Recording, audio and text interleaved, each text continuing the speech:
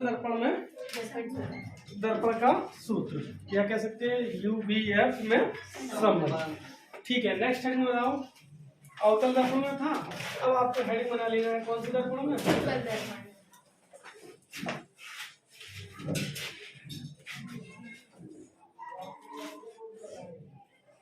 उत्तल दर्पण।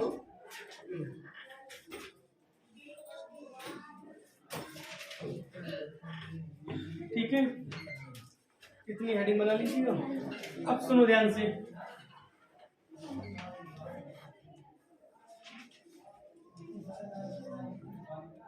ये बताओ क्या है? उत्तल दर्पण जिसका ये ध्रुव P, ये फोकस F और ये वक्रता केंद्र C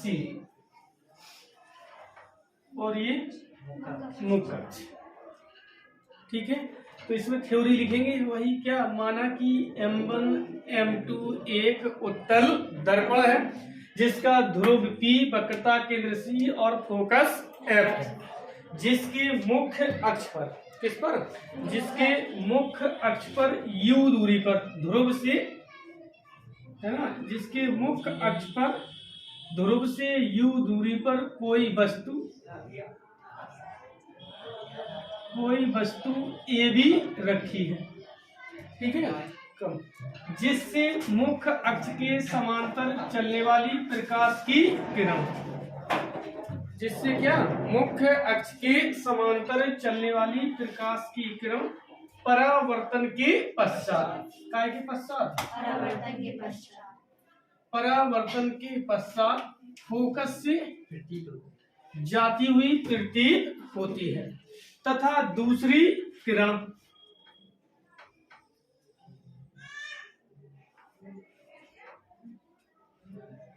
कौन सी किरण?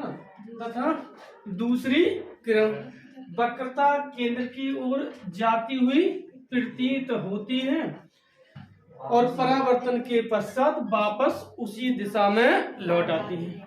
ये दोनों किरणें दर्पण के पीछे B' बिंदु पर, किस पर?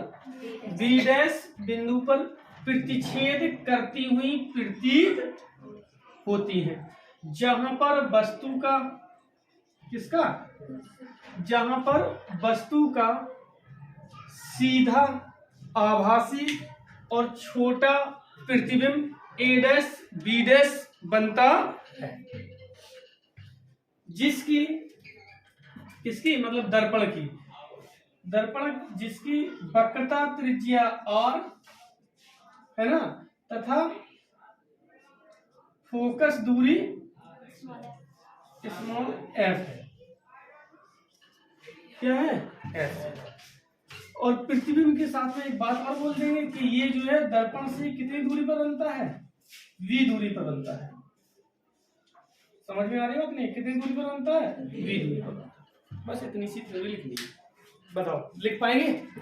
क्या लिखेंगे एक बार और सुन लीजिए। माना कि M1 M2 एक उत्तल दर्पण है जिसका ध्रुव P, वक्रता केंद्र C और फोकस F है।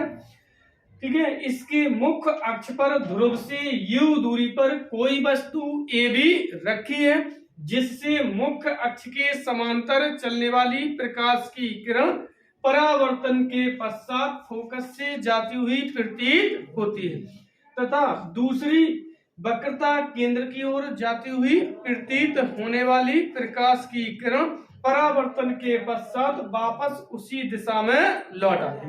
ये दोनों किरणें बिंदु B' पर प्रतिच्छेद करती हुई प्रतीत होती हैं, जहां पर वस्तु का सीधा आभासी और छोटा प्रतिबिंब दर्पण के ध्रुव से V दूरी पर A', B' बनता है। दर्पण की वक्रता त्रिज्या R तथा फोकस दूरी F है। बस इतनी सी थ्योरी लिखनी है। बताओ कोई दिक्कत परेशानी? यहां से हम इस पर एक लंब खींच लेते हैं। ठीक है, और ये लंब हो जाता है यहाँ पर, इस बिंदु को कह देते हैं M और इस बिंदु को कह देते हैं क्या, समझ में आ रही बात। अब हम यहाँ पर लिखते हैं क्या, त्रिभुज ABC, दिख रहा है त्रिभुज ABC, त्रिभुज ABC तथा त्रिभुज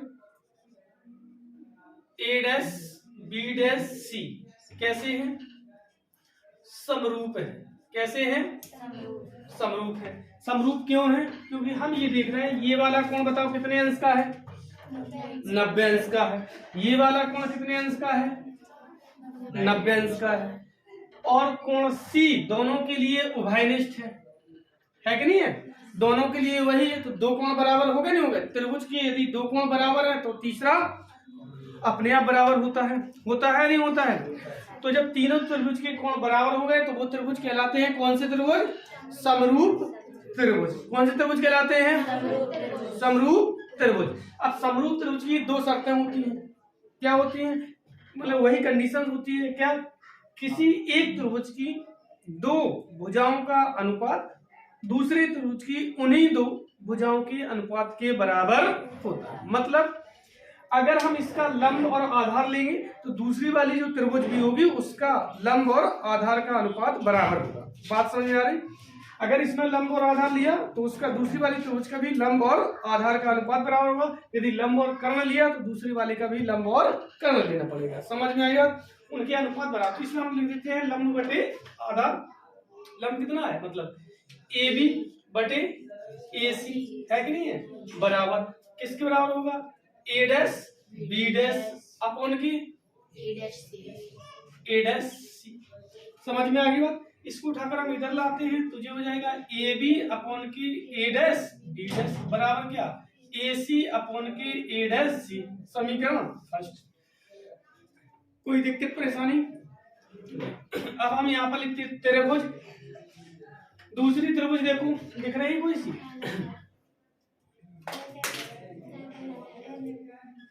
कौन सी है, त्रिभुज NMF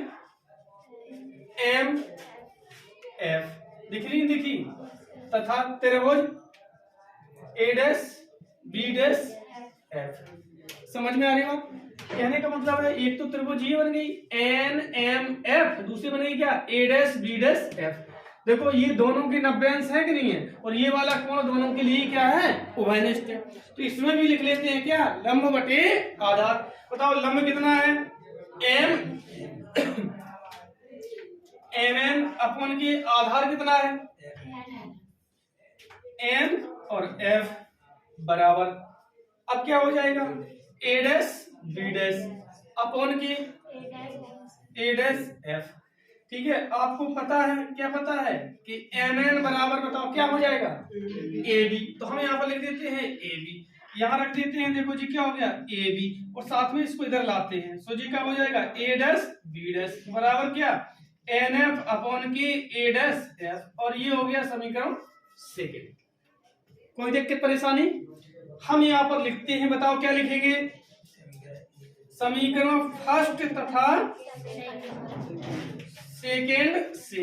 तो समीकरण फर्स्ट तथा सेकेंड से क्या होगा, ये हो जाएगा आपका क्या, देखो इसका मान हम इसमें रख देते हैं, है ना। तो जब इसका मान इसमें रखेंगे तो ये आ जाएगा, कितना आ जाएगा, AC अपॉन की A' बराबर क्या हो जाएगा जी, NF अपॉन की A' F। Clear, AC upon के A' बराबर NF अपॉन के A' F हो जाएगा या नहीं हो जाएगा। हम यहाँ पर एक बात और लिख देते हैं, यदि दर्पण का द्वारक छोटा है, क्या लिखेंगे, यदि दर्पण का द्वारक छोटा है, यदि दर्पण का द्वारक कैसा है, छोटा है।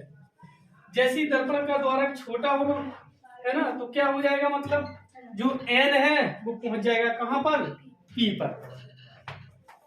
किस पर पहुंच जाएगा, P पर। तो बताओ ये हो गया आपका AC अपॉन के, सर पिछले वाले में तो हमने द्वारा बड़ा लिखा, अरे सॉरी सही कह रहे हो बेटा, बहुत बड़ा लिखा। बड़ा या बहुत बड़ा करेंगे, है ना। तो यहाँ पर लिखेंगे दर्पण का द्वारा कैसा है, बहुत बड़ा है। छोटा होने पर तो वो उधर ही जाएगा, है ना। दर्पण का द्वारा कैसा है, बड़ा है।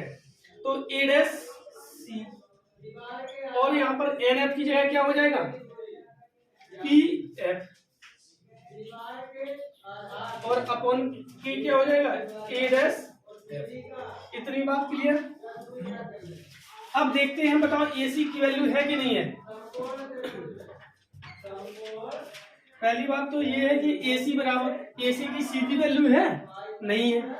एक तो देखो AP है और प्लस के PC है, तो हम यहाँ पर लिख लेते हैं, क्या लिख लेते हैं, AC बराबर, बताओ AP प्लस के PC। अब देखो A डैश C दिख रहा है, A डैश C, बताओ A डैश C की वैल्यू है कि नहीं है। A डैश C की वैल्यू नहीं है, तो A डैश C की वैल्यू मिलेगी कैसे, सुनो ध्यान से, PC में से P A डैश घटा दें। बात समझ में आ रही कि नहीं आ रही। A डैश C बराबर, तो A डैश C मन की माने चलो ये आपको वैल्यू ज्ञात करनी है, तो हम क्या करेंगे, इस पूरी PC में से P A डैश घटा देते हैं। तो हम क्या करते हैं, PC माइनस के P A डैश, क्लियर। अच्छा A डैश C हो गया। PF बराबर बताओ, P और F, PF की वैल्यू क्लियर है, तो PF को चेंज करना नहीं है। A डैश F इतनी है कि नहीं है, तो बताओ A डैश F बराबर कैसे, इतनी चाहिए है ना। अब देख लेते हैं कितनी याद करना है, केवल इतनी। तो हम क्या करेंगे, PF में से P A डैश घटा देंगे, क्या घटा देंगे, PF माइनस के P A डैश, इतना कर लेते हैं। समझ में आ गया। एक की वैल्यू डायरेक्ट है, जिनकी डायरेक्ट वैल्यू नहीं है तो हम कुछ ऐसा करना होता है कि इनकी वैल्यू रख, है ना, जो मान दिए गए उनके मान के पदों में कैलकुलेशंस हो जाए। अब बताओ AC बराबर कितना है ना, AC बराबर कितना है, AP प्लस के PC बटे A डैश C बराबर कितना है, PC माइनस के PA डैश बराबर, PF बराबर कितना है, PF बराबर PF ही है कि नहीं है। A डैश F बराबर कितना है, PF माइनस के PA डैश, क्लियर। अब इसमें क्या कर देना है, मान रखना है। बताओ AP बराबर कितना है, AP यहां से यहां तक AP बराबर क्या है, U प्लस का या माइनस का, प्लस का माइनस का, बेटा ध्रुव से इस तरफ की दूरी है तो काय का आएगा, माइनस का, फिर भूल गए। PC बराबर बताओ क्या है, R है कि नहीं, R प्लस का या माइनस का, प्लस का, तो R यहाँ रख दिया, ठीक है, बटे PC बराबर फिर से R हो जाएगा, माइनस के PA डैश बराबर बताओ क्या है, V प्लस का या माइनस का, प्लस का, तो ये हो जाएगा V बराबर, यहाँ पर बताओ क्या हो जाएगा, PF बराबर क्या है, F है कि नहीं है, F प्लस का या माइनस का, प्लस का, PF बराबर F प्लस का, माइनस के PA डैश, बताओ PA डैश बराबर क्या है, V है कि नहीं है, V प्लस का या माइनस का, प्लस का, ये हो गया आपका V। बात समझ में आ गई। अब क्या करना है, क्रॉस मल्टीप्लाई करना है, तो इसका मल्टीप्लाई करो इसमें, ये क्या हो जाएगा, माइनस के FU प्लस के F R हो जाएगा, नहीं हो जाएगा, है ना। अब माइनस के V क्या करेंगे, तो प्लस के माइनस माइनस प्लस के VU, है ना, और माइनस के VR, इतना हो जाएगा या नहीं हो जाएगा, ठीक है। और हम आगे से लिखते हैं बराबर, अब इसका इसमें गुणा करेंगे, सोचिए हो जाएगा क्या, FR काय का, प्लस का, माइनस के FV, बताओ FR से FR कैंसिल हो जाएगा क्योंकि बराबर के उस तरफ है, दोनों प्लस के चिन्ह में है, ठीक है। बचा क्या है, माइनस के FU प्लस के VU माइनस के V और बराबर माइनस के FV, और आप लोग यहाँ पर जानते हो, क्या जानते हो कि R बराबर होता है, क्या होता है 2f, है ना। वक्रता त्रिज्या फोकस दूरी की दोगुनी होती है। तो minus K F U plus K V you minus के वी और इनटू हो जाएगा क्या 2f बराबर माइनस के एफ वी। अब देखो G minus K F U plus K V U जो हो जाएंगे माइनस के 2f वी हो जाएंगे या नहीं हो जाएंगे बराबर एफ वी। जो माइनस के हैं उन्हें उठाकर हम उस तरफ ले जाते हैं तो ये बचेगा क्या वी यू बराबर जो हो जाएगा एफ वी। ये उधर जाए है ना, ये माइनस ही के तो है ना। अब देखो ये माइनस इन्हें उठाकर कहाँ ले जाना है उस तरफ, तो ये प्लस के हो जाएंगे क्या एफ यू और जो हो जाएंगे प्लस के 2f वी। ये प्लस के हैं और ये माइनस के हैं तो इसमें से ये घट जाएंगे नहीं घट जाएंगे, तो ये हो गए वी यू बराबर इसमें से ये सब्ट्रैक्ट हो जाएंगे तो ये बचे क्या एफ वी प्लस के एफ यू। बचेंगे नहीं बचेंगे इतना। अब हम यहाँ पर लिखते हैं, क्या लिखेंगे दोनों पक्षों में वी यू एफ से क्या करने पर भाग देने पर, ठीक है। यहाँ क्या लिख देंगे दोनों पक्षों में, ठीक है। अब देखो तो जब हम यहाँ पर करेंगे तो जो हो गया वी यू अपॉन के क्या हो जाएगा वी यू एफ बराबर जी क्या हो जाएगा F V upon K V U F plus क्या हो जाएगा F U upon K V U F. देखो वी यू से V U cancel, F B से एफ और वी कैंसिल, एफ यू से एफ यू कैंसिल। यहाँ पर बचेगा क्या 1 अपॉन के एफ बराबर 1 अपॉन के यू प्लस के 1 अपॉन के वी। समझ में आ रही बात, बस यही है। क्या है ये अवतल दर्पण में अवतल दर्पण की फोकस दूरी। तो बताओ पहले कुछ अलग निकला था कि यही था कल का मतलब शनिवार को करवाया था यही था, कुछ भी अंतर तो नहीं है नहीं है। तो मतलब चाहे अवतल दर्पण की फोकस दूरी के लिए निकालिए चाहे उत्तल दर्पण की फोकस दूरी के लिए निकालिए, दोनों का सूत्र यही रहेगा 1 अपॉन के एफ बराबर 1 अपॉन के यू प्लस के 1 अपॉन के वी। समझ में आ रही बात, और लिख लो अच्छा इसको, है ना याद 1 अपॉन के वी प्लस के 1 अपॉन के। ऐसा लिखने कोई दिक्कत तो नहीं है कि चिन्ह बदल जाएगा, नहीं बदलेगा ना, ठीक है। तो अब क्या करना है पहले चित्र बनाना है, बनाओ चित्र।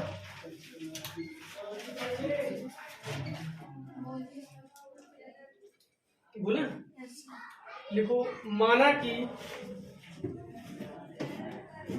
माना कि एक उत्तल दर्पण M1 M2 है जिसका ध्रुव P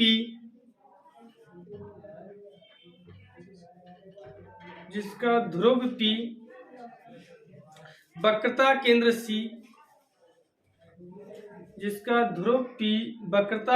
C तथा फोकस F है,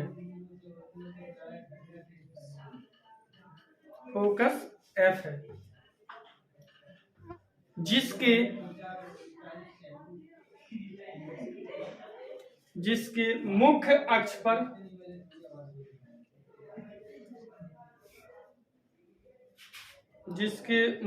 अक्ष पर ध्रुव से u दूरी पर कोई वस्तु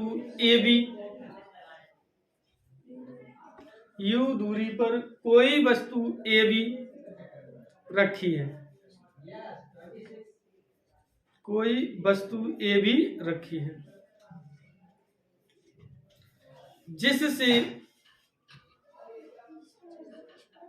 जिससे मुख्य अक्ष के समांतर जिसके मुख्य अक्ष पर कोई वस्तु AB रखी है। नहीं उससे पहले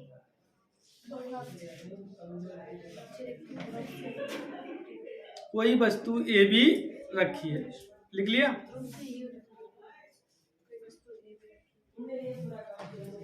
रखी है जिससे मुख्य अक्ष के समांतर चलने वाली प्रकाश की किरण, जिससे मुख्य अक्ष के समांतर चलने वाली प्रकाश की किरण फोकस से जाती हुई प्रतीत होती है। फोकस से जाती हुई प्रतीत होती है।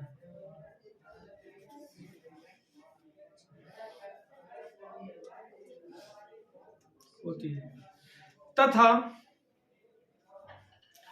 दूसरी किरण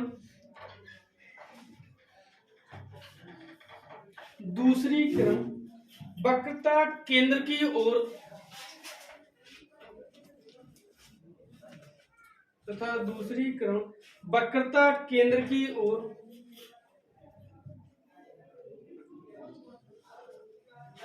जाती हुई प्रतीत होती है और वापस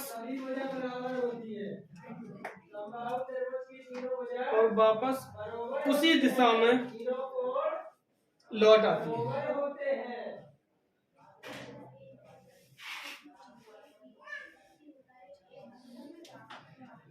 वापस उसी दिशा में लौट आती है। जिसकी वजह ए, उसकी वजह ए, ये दोनों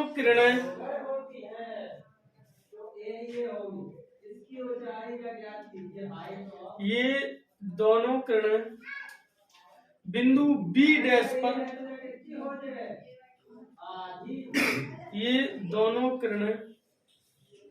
बिंदु बी डैश पर प्रतिच्छेद करती हुई प्रतीत होती है। प्रतिच्छेद करती हुई प्रतीत होती है।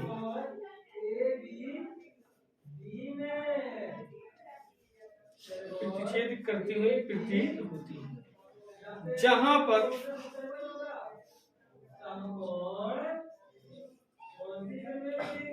पर वस्तु का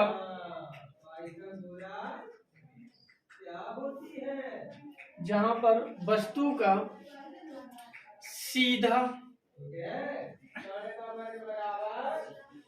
आभासी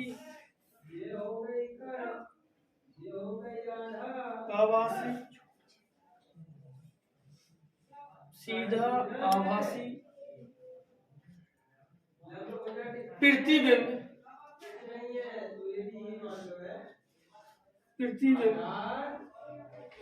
ए डैश बी डैश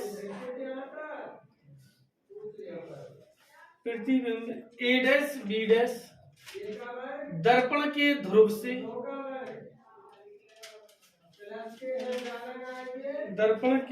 से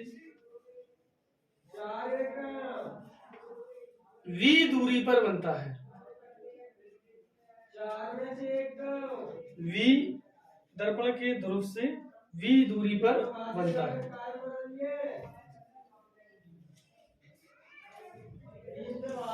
दर्पण की वक्रता त्रिज्या r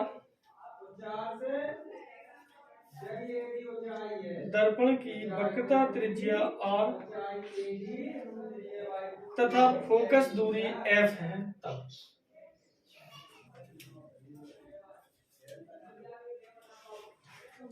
अगली हेडिंग बोलो।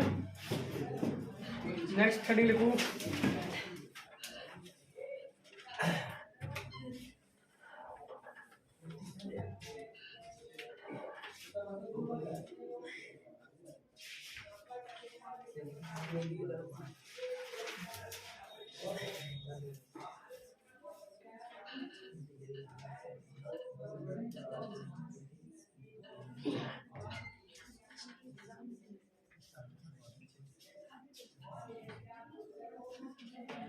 गोलीय दर्पण द्वारा रेखीय आवर्त।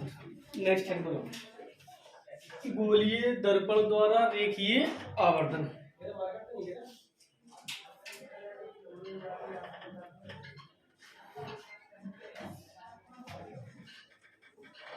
लिख लिया? सुनो ध्यान से। दर्पण द्वारा बने किसी वस्तु के प्रतिबिंब की लंबाई। दर्पण द्वारा बने किसी वस्तु के प्रतिबिंब की लंबाई तथा वस्तु की लंबाई के अनुपात को रेखीय आवर्धन कहते हैं। सुनाओ।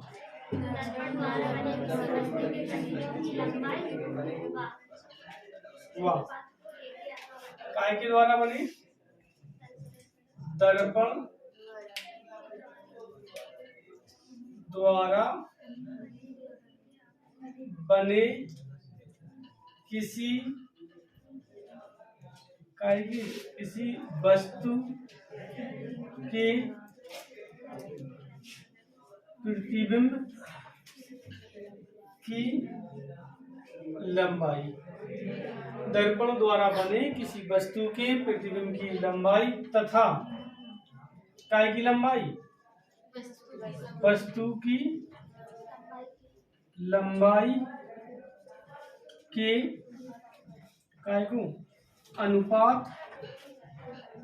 को क्या कहते हैं? रेखीय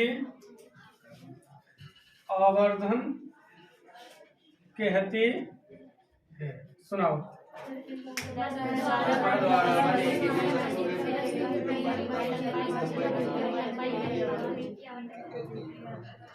सुनाओ।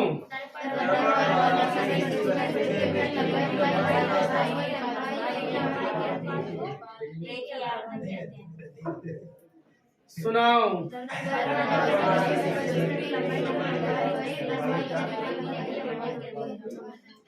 सुनाओ।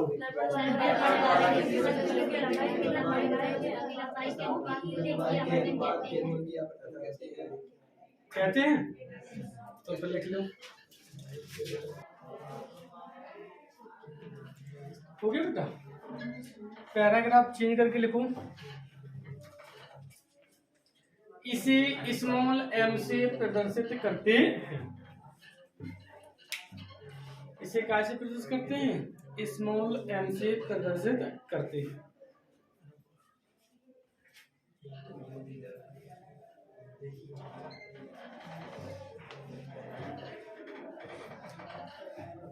स्मॉल m से प्रदर्शित करते हैं। और इसके बाद नई लाइन से लिखूं।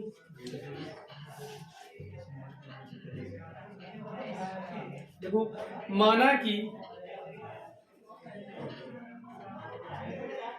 कि ओ लंबाई की किसी वस्तु, माना कि ओ लंबाई की किसी वस्तु का, माना कि ओ लंबाई की किसी वस्तु का दर्पण द्वारा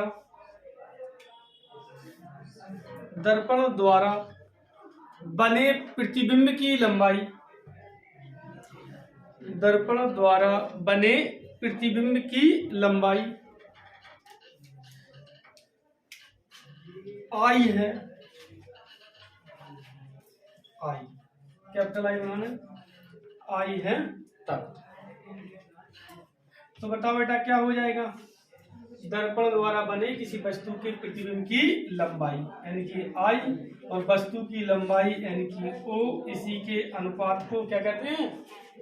दर्पण का रेखीय आवर्धन। और इसी के बराबर एक फॉर्मूला और हो जाता है, माइनस के वी अपॉन के यू। एम बराबर आई अपॉन के ओ बराबर माइनस के वी अपॉन के यू। बस ये नोट कर लीजिए।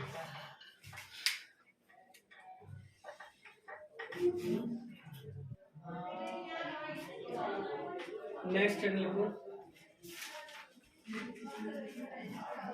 समतल दर्पण से बनने वाले प्रतिबिंबों की विशेषताएं।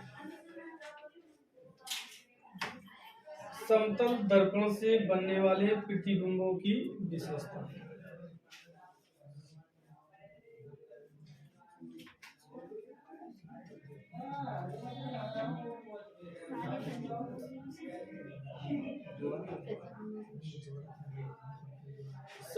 दर्पण से बनने वाले प्रतिबिंब की विशेषता।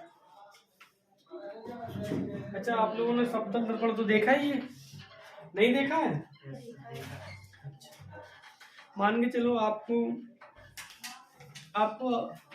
मान के चलो आपकी लंबाई जो है 5 फुट है। कितनी है? 5 फुट आपकी लंबाई मान लेते हैं, है ना? और आपको जो है पूरा दर्पण में पूरा प्रतिबिंब देखना है, तो कम से कम कितनी लंबाई का दर्पण होना चाहिए जिससे कि आप अपनी उसमें पूरी शक्ल देख सको?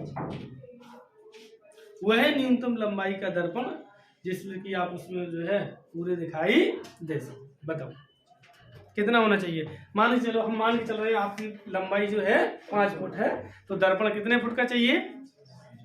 5.5 का, 6 का?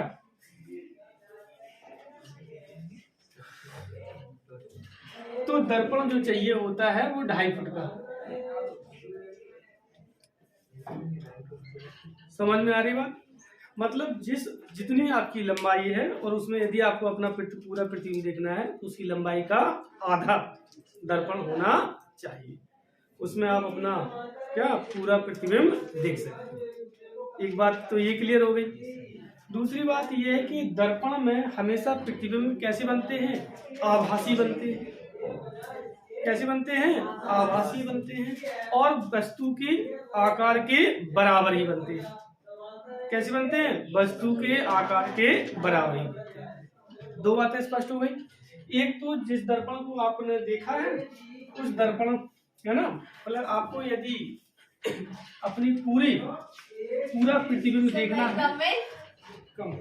यदि आपको अपना पूरा प्रतिबिंब देखना है तो उसकी जितनी भी लंबाई होगी उसकी आधी लंबाई, कितनी लंबाई का? आधी लंबाई का दर्पण चाहिए रहेगा। दूसरी बात ये है कि अच्छा, आप लोगों ने मान के चलो यही तो था, कौन सा दर्पण था ये? समतल दर्पण, है ना? यहाँ पर खड़े हैं कौन? मोनू। तुम लोगों से नाम तो नहीं है किसी का मोनू? मान के चलो इस दर्पण से इसकी दूरी जो है वो कितनी है? 5 ही फुट मान लेते हैं। 5 न मानो नहीं तो तुम लोगों से लंबाई भी उतनी, ये भी उतनी, 10 फुट मान लेते हैं। ठीक है, कितनी है? 10 फुट। तो प्रतिबिंब उधर कितनी दूरी पर बनेगा?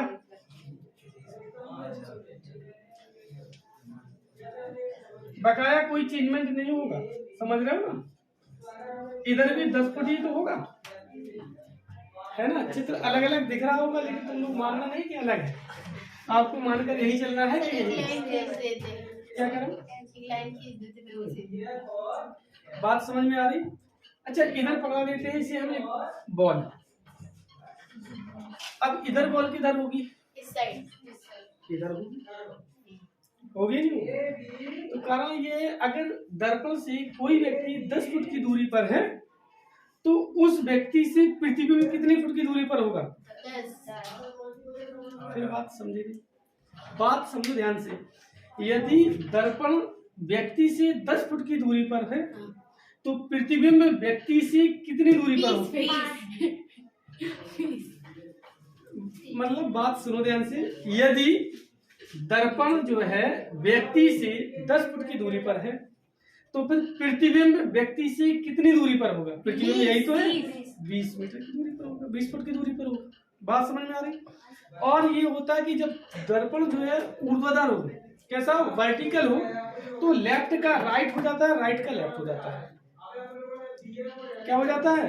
राइट का लेफ्ट, लेफ्ट का राइट। अगर हम इस व्यक्ति को देखें यहाँ से, है ना, तो ये जो है इधर इसका लेफ्ट, मतलब कि जो है राइट, और राइट का लेफ्ट, जस्ट मिडिल से लेफ्ट का राइट और राइट का लेफ्ट हो जाता है। अगर मान के चलो कोई वस्तु अगर हम यहाँ पर ऐसी रख दें, समझ रहे हो ना? क्लियर? और अगर हम इधर पर देखेंगे तो पता है ये कैसी हो जाएगी? ऐसी हो जाएगी।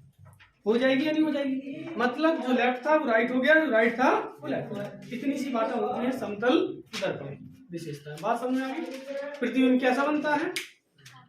आभासी और सीधा और वस्तु के बराबर। लिखो फर्स्ट पॉइंट डाल के। देखो समतल दर्पण द्वारा, देखो समतल दर्पण द्वारा वस्तु का प्रतिबिंब, समतल दर्पण द्वारा वस्तु का प्रतिबिंब सीधा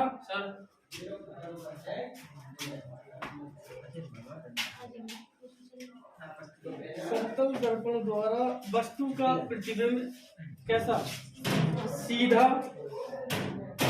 आभासी, आभासी तथा वस्तु के ठीक बराबर बनता है।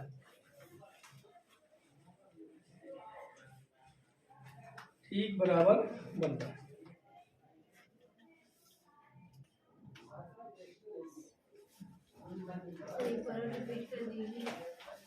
दर्पण द्वारा वस्तु का प्रतिबिंब सीधा, आभासी तथा वस्तु के ठीक बराबर बनता है। हो गया?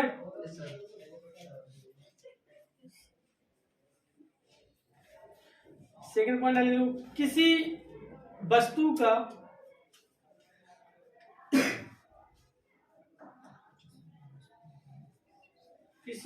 का पूरा प्रतिबिंब देखने के लिए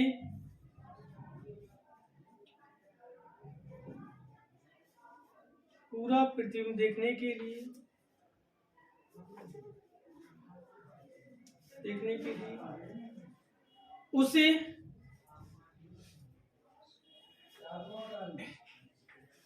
पूरा प्रतिबिंब देखने के लिए उसे उस वस्तु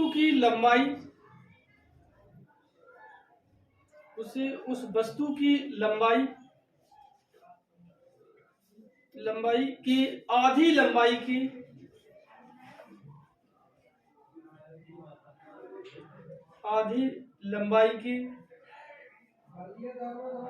दर्पण की आवश्यकता होती है।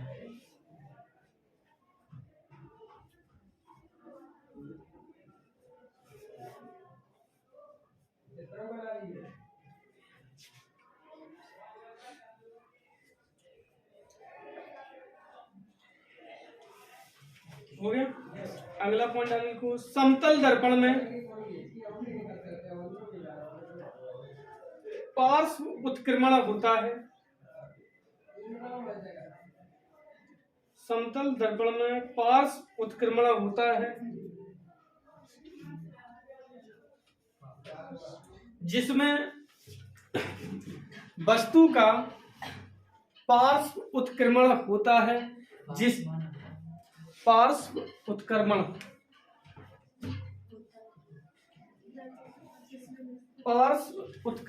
होता है जिसमें वस्तु का दायां भाग बायां और बायां भाग दायां हो जाता है।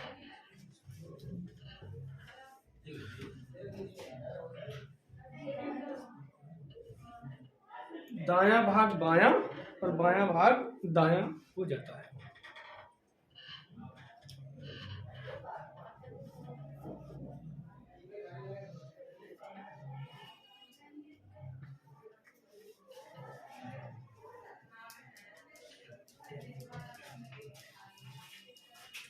ठीक है, ये लेसन फिनिश हो गया है। अभी टाइम है,